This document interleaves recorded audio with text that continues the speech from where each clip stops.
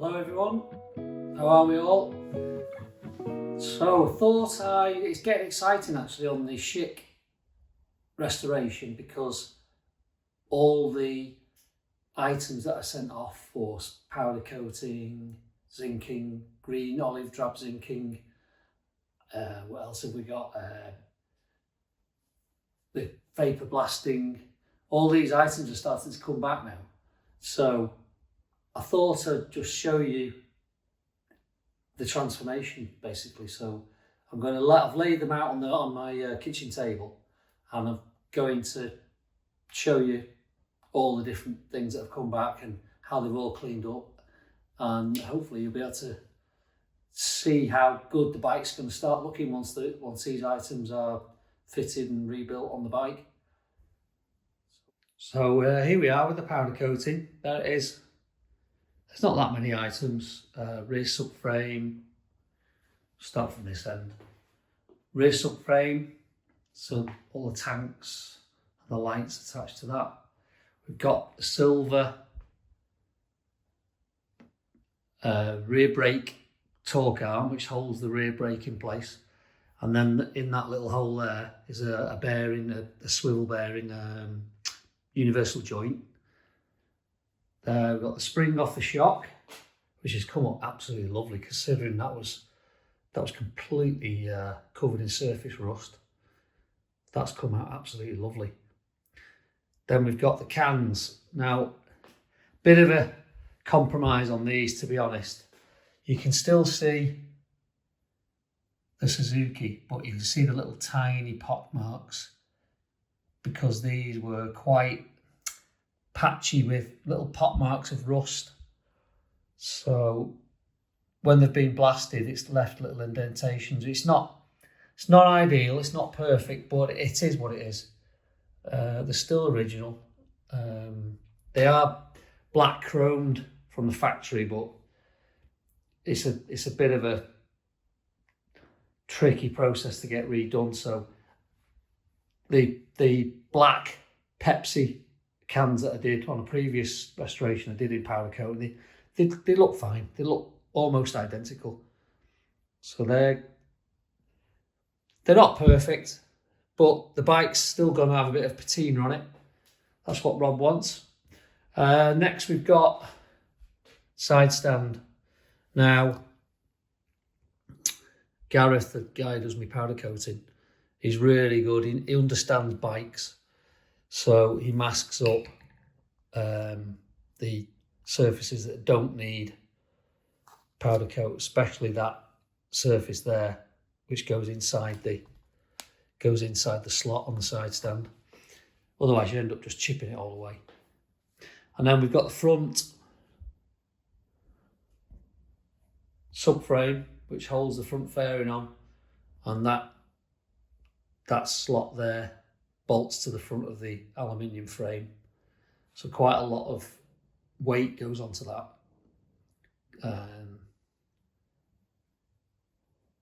But they've absolutely come out. They've come out lovely. You can see the sheen. They're absolutely perfect. And future-proof now. Completely future-proof. So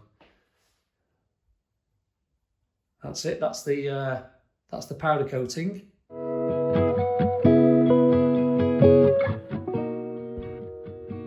Right, so here we've got the clear or silver zinc. I know it's a bit anal, but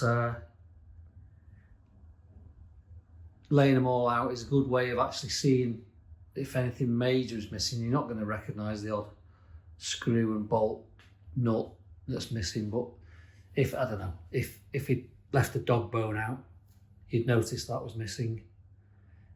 Anyway, won't run through everything, but you can see the quality, absolutely like brand new. So if you've never done any zinking, re-zinking of any parts before, the main thing to take note of, or to make sure you do, is to thoroughly degrease them and clean them. I know they get done when you send them to the zinkers, but it does depend on who you send them to. And then secondly, once they're all clean, I just basically use a bit of diesel in a pot and a toothbrush and get all the muck off them. But once you've done that, I get a whizzy wheel on, for instance, on the threads, if they've got a bit of rust or corrosion on them, get a whizzy wheel on them, either on a drill bit or if you've got a bench wire wheel, and thoroughly clean them, get anything loose off them, any rust, any corrosion. And it really does pay off, because I even go to the sort of trouble of getting one of those real small wire brushes that goes into a drill bit and putting them inside the recess of where, say, for instance, this is a brake or sprocket mounting bolt, and going inside where the Allen key fits, and you can see the finish you get afterwards because of it. It absolutely like brand new, if not better, because I think the zinc's probably a little bit thicker. So I use a guy, it's a bit of a word of mouth thing, but I use a guy who just does them for cash for me where he works. It's all above board through his company, but they like a few cash jobs coming in, so you don't get charged a fortune. So I'm going to lay out the gold zinc, because there's some parts on the bike that are gold zinc. So on an RGV, most of it's silver clear, like this. But there's quite a bit of green, olive green drab. That's away at the moment. They have to send that to somewhere different. Quite specialised, because they use a substance called chromate as the passivate, which gives it the green tinge. It's mainly things like handlebars and anything around the cockpit. So they're away at the moment down in the place in Nottingham called DDG. She'll be coming back this week. So I'll be doing a little film of that. I'll add it onto this complete video. But yeah, I mean, things like the foot pegs, these are really, foot peg hanging brackets, these are really corroded and rusty. Only surface rust, because you can see they're really smooth. But cleaning them up thoroughly makes all the difference, and properly stripping them down. Like the spring, I mean, that spring in particular was quite rusty. But it's come out like brand new. The odd one, I mean, these go inside the power valves. These go on the power valve shaft, so you can't really see them. I mean, they were quite corroded, but okay, they're not super shiny, but they are coated. If you're being super meticulous, you'd probably try and buy some new, but a lot of these parts are unobtainium these days, so you just cannot get hold of them anymore, unless you buy a donor bike, but even then you're going to struggle with the quality of the finish or corrosion. There's a few washers that are a bit corroded, but a lot of these are unseen. Once they're in on the bike, you only see the edge of them, if at all. The worst thing for me is remembering where it all goes. I've took thousands of pictures, especially, not particular of this bike. I took quite a few of this bike, but the first RGV I ever did, I went overboard on photographs and finding, giving me evidence of where things go on the bike. But what really happens is a lot of the big parts look after themselves, like, their back wheel spindle adjusters, gear linkage, dog bones, all these engine mounting bolts, they're all pretty obvious. Front wheel spindle, swinging arm shaft, rear wheel spindle, they're all very obvious. And before you know it, a lot of the parts, the daunting quantity that sits in front of you of me at the moment, a lot of it's disappeared. So you're only left with the smaller parts. So it's bad at the moment because there's so much of it in front of you, but once you get going on the bike, start building it. I tend to have a bit of a quiz with myself. So, right, what's that part? Oh yeah, that holds the bar ends on. What have we got there? That's a real random nut. I have a bolt, I just don't know where that goes at the moment. Obviously headstock, wheel spindle, spacers, footrests, little pins that go inside that recess there of the footrest. So I won't run through everything, but you can see the quality. If you just go in close, you can see the quality of having it done. And for 60 quid, that's what it cost me for this lot. And the gold, which I'll show you shortly. It's a no-brainer, and it makes the bike look so much better than just cleaning them and putting tarnished zinc back in. There's one or two bits, like I say, like the reed cages. Yeah, pretty corroded, quite badly rusty when I took it off. And as you can see, there's a bit of pitting, but it's not going to cause any harm. And actually the back is okay, not too bad. But most of the stuff on view, like that's the swinging arm for the chain adjustment, rear wheel alignment. I mean, absolutely like brand new, super shiny. And here is it's only a very small amount, but this is the gold zinc. So for some reason they use gold on a few real minor parts on a bike. I mean, strangely, that big piece there is the rear passenger seat subframe that the seat bolts to. And who knows why it's gold, but it is. I think the four big screws there to hold the coils on, and various other little bits and bobs. Oh, the springs, the two little springs there off the carb, tick over. Yeah, and apart from that, there's a few other smaller screws, but not a lot there. But the gold's come out really well, especially on that piece. Lovely. You can see the luster to it when I move it in the light. Look really nice when it's fitted back to the bike, and you actually do see that quite a bit, that piece, because it's got it's underneath the passenger seat, so you take that on and off quite a bit. Yeah, so that's that. So not much of it, but nice to have it in the correct colour for those few fasteners. Right, so not a lot to look at, but this is the refurbished crankshaft.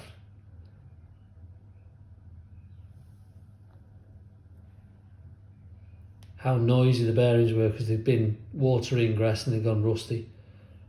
So we've got brand new 3 main bearings. So you've got left hand side, so the alternator sits on there, on that side. So we've got left hand crank bearing. They have a pin, and that's just for location, so all the bearings sit aligned and don't move. So you can see the little pin on each one. So there's a small recess in the bottom crankcase where they sit. So he's had all this apart, so you can't really see very well. It's a bit dark, but in there there'll be new big end roller bearings. I mean, there is a bit of rust damage on the webs, but they're fine. They're fine. It's marginal. He's balanced it, and he showed me a little picture of. I'll put it up on this video. A picture of how close it was. I think it was something like 4 thou out the end float when he had it on his balancer. So it's better than factory, I think. So he's done a good job there. So he's cleaned all the conrods up. We'll have all new small end, little end bearings in there. That's a new seal on that end. That groove is for that. I showed you on the previous video where there's like a ring, half ring of steel which stops the crank moving sideways, and then the ridge on the labyrinth seal there, you can just see the ridge where it sticks up there. That sits in the other groove on the bottom crankcase and stops the labyrinth seal going sideways like that. But yeah, brand new bearings, totally silent, nice.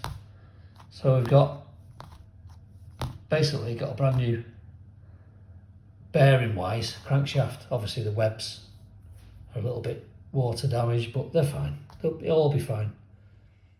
Right, so this bit is really exciting because this is the vapor blasting that I've had done. So the whole, all you can see on the tables, everything's aluminium, and it just comes back. It's like getting Christmas presents. Even though it's not my bike, it's just absolutely stunning when it comes back. So I'll come in closer and go through it all for you. So the crankcases, while I was having the crank done, I mean the crankcases were absolutely disgusting. But as you can see now, they are absolutely stunning how clean they are. Inside that's the bottom case where the crank sits. So like we said, those grooves earlier, the groove for the metal spline there, then the labyrinth seal sits in there, in that groove. O-ring sits that end. But I mean, that is absolutely stunning. The top of it, you remember, I'll post some pictures as we go along, but the top of that was absolutely black with thick old engine oil, two-stroke oil, petrol, and then dust, sawdust even mixed in there on the top. So that has come up like, okay, there's a bit of corrosion there, but it generally it's absolutely superb. That top case sits on there like that. So as you can see, it's absolutely beautiful.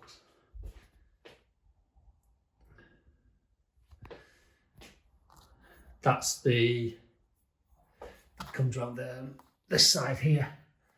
So that's where the sprocket bearing sits. And then that cover goes on top with the gasket in between. Then we've got, that's for the water pump housing. And then the cylinders, which I've just got back actually today. They've been away for those water spigots, which were absolutely rotten. And they've been away to the Sean at the tuning works. So I'd already had them vapor blasted. And as you can see, they're like brand new. So I'd already had those vapor blasted, and then Sean's, I got the old spigots out, which I learned something new there. So I've looked up a little video on YouTube and managed to get them out without damaging anything. So Sean's put those new spigots in, and they're pressed in with a bit of sealant around. So they're in forever now. Then we've got the heads. So I mean, the head's like absolutely like brand new inside. The bike's never been seized or anything like that. You'll notice I've only got one power valve cover. That's because the other one, when I took it off the bike, it just snapped in half. So got my eye on one on eBay at the moment. And then we've got the two water feeds which sit. One goes upside down, one goes downwards. And that's it for engine stuff. Well, maybe you could include this. This is the water thermostat housing, so that they bolt together.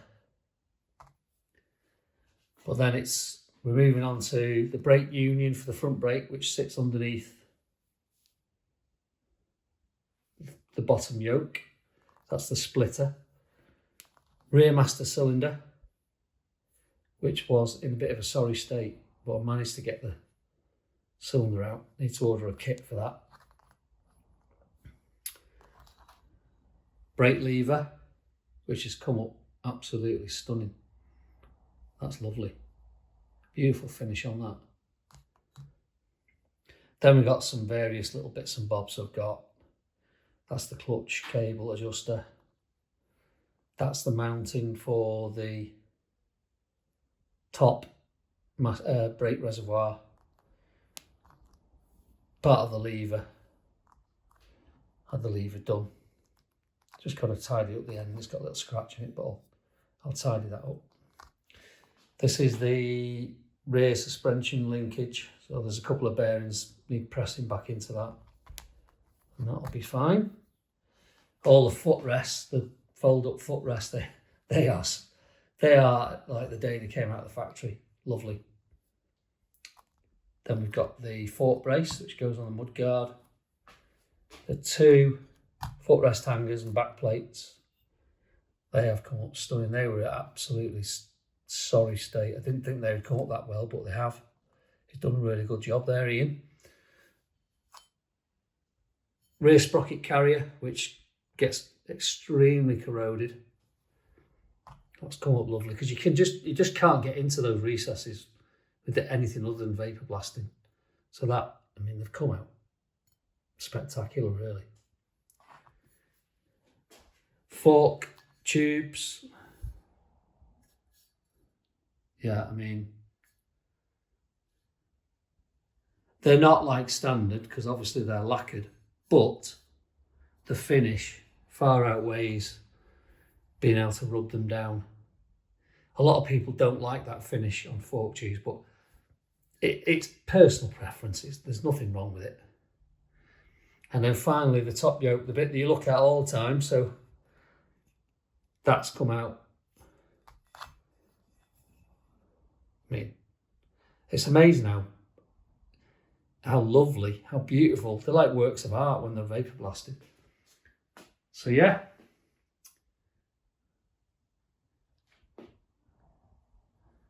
There's a lot of vapor blasting there.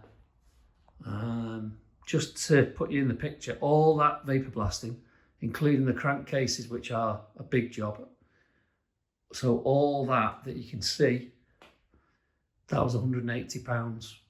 So yeah, not a small amount of money, but for the effect and the amount of time it saves you, it's well worth it. And it just looks incredible when it's back on the bike. Brightens everything up, because obviously all these shiny surfaces that are hidden away inside the engine, inside the fairing, they reflect light, so it just makes the bike look so much cleaner when it's done.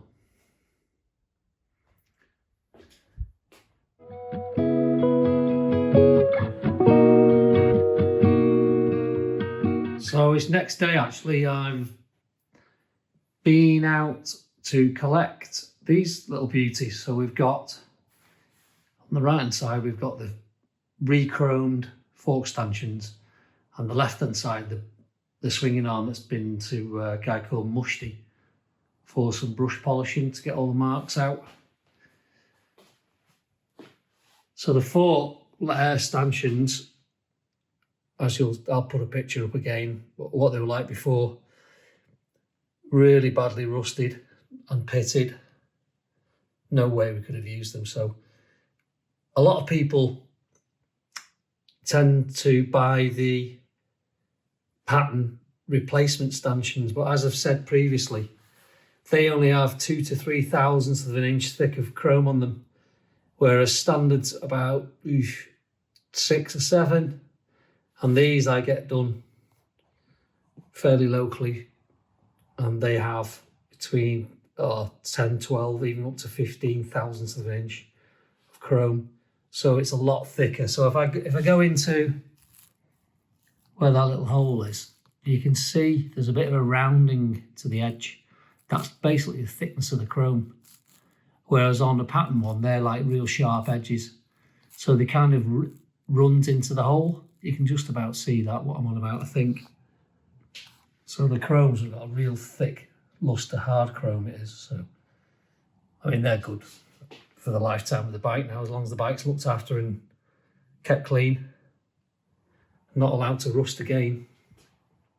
But it's really good value. I'm not sure what the pattern stanchions cost, but to get these re-chromed, obviously I've got to strip them and rebuild the forks, but I've done quite a few sets now and it's quite straightforward, to be honest. But they're £160 to get re-hard chromed. I'm sure the replacements are dearer than that. I think they might be a couple of hundred. So it's good value and they're best quality and they're still original. So no brainer in my book. And you've got Japanese standard original quality. So the swinging arm, it's actually upside down. Let's turn it over. Right. So these originally are anodized, and you'll remember that it was quite badly, or the oxidization, we'll call it. Yeah, so there were loads of little marks. There's a few remnants there because he couldn't go too deep. So, but he brush polishes it, and he's done a really lovely job. I mean, you could lacquer it, but I tend to leave it so you can at least keep the luster going. It's not an original finish, no, I know that, but it's a nice finish, and it keeps a bit of patina of the bike. So, like I say, there's the odd mark, little mark, nothing major, but it keeps that patina.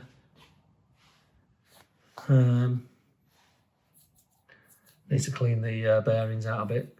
They're a bit of a bugger to get in and out, so I'll just give them a rinse and wash them.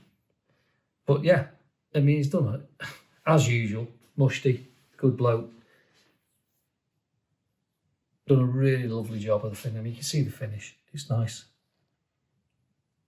Done a good job of that. And once it's on the bike, it'll look superb. Looks like a bit of a bit. It's the difference between production factory finish and like a racer factory finish. So it's quite a nice compromise. And you'll never get a swinging arm unless it's off an almost unused bike, I would say. You'll never get a swinging arm as clean as that. So it's a real good job and well worth the money. That was £90 to get that polished back, brush polished. So he's done a nice job. It needs a bit of a clean, it's a bit dusty, but yeah. Well, here's my final delivery of parts that have been away for process. This is the olive drab zinking. So quite a specialised thing, these. Not everywhere does it. Most people do clear zinc, but this olive drab, which is kind of a bit of a trademark or of this era. So late 80s, early 90s Japanese bikes, especially the two strokes on the four and the little four strokes, the 400s. So it's a bit of a unique process because most zinc's clear. I think the problem with it is it's getting banned because the substance they use, which is called chromate for the passivate, which makes the zinc go green, I think it's highly carcinogenic, so there are not many places actually do them. And if you notice the colour, it's what McDonald's use for all their metal furniture, which is a bit random, I know, but that's where you'll mainly have seen it, apart from on bikes. But yeah, I'm not going to go through them all again like the other stuff, but there's the odd thing that just don't look right if you do them in clear zinc. So, I mean, they're not some bolts, screws, washers. You'd probably have got away with it. But things like the little brackets, they're all on show, and they're all green. The clips for the carbs and the airbox, the top of the shock, the adjuster, see the numbers on it there. These go into the end of the swinging arm for the rear wheel adjustment. Fairing brackets, obviously the clock surround's the main one because you look at it all the time. And radiator brackets, handlebars you see all the time. Then all the little bits and bobs, the beautiful radiator bracket there that holds the top of the radiator, that's come out lovely. So yeah, it's it's a bit of a pain having to split them and send them to somewhere different, because I had to send these away to Nottingham by courier, and then they're couriered back. So you've got all that expense, which was over about 25 quid there and back. But the bike looks so much more original rather than just doing it clear zinc. So if you're doing a proper 90s Japanese bike restoration, olive drab zinking is, well, it's a necessity really. So we're all systems go now. It's been really exciting getting all the stuff back, and I can start building little sub-assemblies, as Mr. Alan Milliard calls it all, so you can bolt them all on. But the main thing is I can get the chassis up now, because I've got the swinging arm back. I've got the, like I say, I've got the mount, the top mount for the rear shock, powder coated the spring, the bottom, there's some small bottom bracket collars there in clear zinc, so, and I can get the forks rebuilt. So yeah, all systems go. So part 6 of the Schick restoration, you'll actually start to see a bike taking shape, which will be exciting. I know there's been quite a lot of preliminary videos stripping it down and showing you these processes, but I thought most people who do restoration videos don't really show all these processes after they've been away with all the other suppliers. So it's quite interesting to see, and it's quite exciting as well. I like all this bit. So yeah, I'll see you all soon, guys.